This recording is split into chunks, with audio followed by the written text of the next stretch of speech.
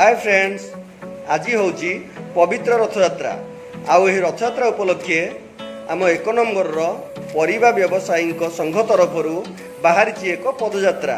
आउ पदयात्रा भिडटी आप संपूर्ण देखु आ कमेंट माध्यम जनातु भिडटी किपरि लगुच।